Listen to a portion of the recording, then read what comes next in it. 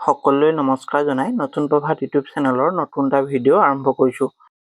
আজিৰ ভিডিঅ'টোৰ যোগেদি আমি এটা গুৰুত্বপূৰ্ণ বিষয় আলোচনা কৰিম। অলপ সময় আগতে অসমৰ মাননীয় মুখ্যমন্ত্ৰী ডক্টৰ হিমন্ত বিশ্ব শৰ্মাই ফেচবুক লাইভ যোগে অসমৰ নিবনুৱাসকলৰ কাৰণে এটা অতিকৈ গুৰুত্বপূৰ্ণ বাতৰি অৰ্থাৎ আশাৰ বাতৰি কঢ়িয়াই আনিছে। গতিকে তেখেতৰ ফেচবুক লাইভত কি সমূহ দিশ সম্পৰ্কে আলোচনা কৰিলে সেই সম্পৰ্কে আমি ভিডিঅ'টোৰ যোগেদি জানিব পাৰিম। তেখেতে অহা 15 অক্টোবৰ তাৰিখে আহিবলগীয়া ADR গ্ৰেড 4 ৰিজাল্টৰ সময়সূচী ঘোষণা কৰাৰ উপৰিও DWৰ LP আৰু ME পদৰ বাবে যি 4500 পদৰ নতুনকৈ আবেদন প্ৰক্ৰিয়া সম্পূৰ্ণ হৈছিল, সেই প্ৰক্ৰিয়াও এই 5500 পদৰ যিটো আবেদন প্ৰক্ৰিয়া বৰ্তমান যিটো প্ৰচেছ চলি আছে, এই প্ৰচেছৰ পিছতে সেই প্ৰক্ৰিয়া আৰম্ভ কৰিব বুলি তেখেতে জানিবলৈ দিছে। আৰু লগতে অসম পুলিচৰ বাবেও তেখেতে কেইটামান গুৰুত্বপূৰ্ণ বাতৰি ভিডিঅ'টোৰ যোগেদি উপস্থাপন কৰিছে। গতিকে আহকচোন আমি মুখ্যমন্ত্ৰীৰ এই ভিডিঅ'টো চাওঁ আৰু তাত কি দিশ উপস্থাপন কৰিছে সেই সম্পৰ্কে আমি ভিডিঅ'টোৰ যোগেদি জানো। নমস্কাৰ। ফেচবুক লাইভৰ এই অনুষ্ঠানলৈ মই আপোনালোক আটাইকে স্বাগতম জনাইছোঁ।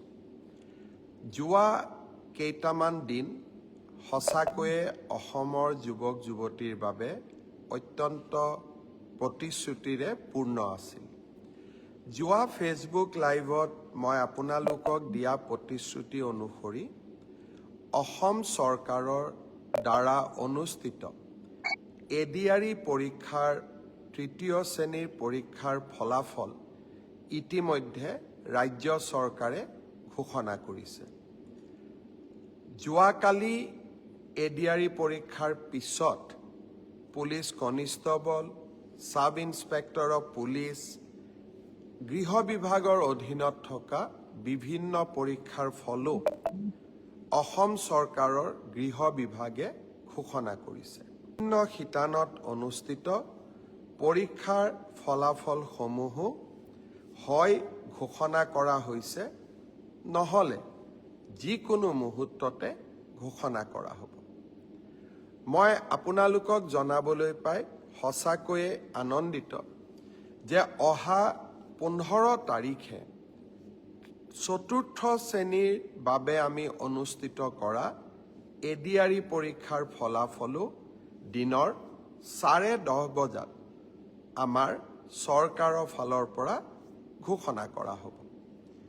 আৰু এই প্ৰক্ৰিয়াকে আগুৱাই লৈ গৈ 15, 16, 17 এই যিকোনো এটা দিনত post graduate teacher, graduate teacher তাৰো ফলাফল আমি ঘোষণা কৰিম। আৰু শেষত আমি প্ৰাথমিক শিক্ষা বিভাগৰ বাবেও শিক্ষক শিক্ষয়িত্ৰীৰ পৰীক্ষাৰ ফলাফল আমি ঘোষণা কৰিম। অৰ্থাৎ অক্টোবৰ মাহৰ ভিতৰত অসমৰ 35,000 নিবনুৱা যুৱক যুৱতীয়ে কৰ্ম সংস্থাপন পাবলৈ সক্ষম হ'ব। মোৰ লক্ষ্য, ইয়াৰ পৰা আমি থমকি ৰ'ব নালাগিব। অহা 5 বছৰত আমি আৰু কিমান ল'ৰা ছোৱালীক চৰকাৰী চাকৰি দিব পাৰিম, তাৰ পৰিকল্পনা মই ইতিমধ্যে আৰম্ভ কৰিছোঁ।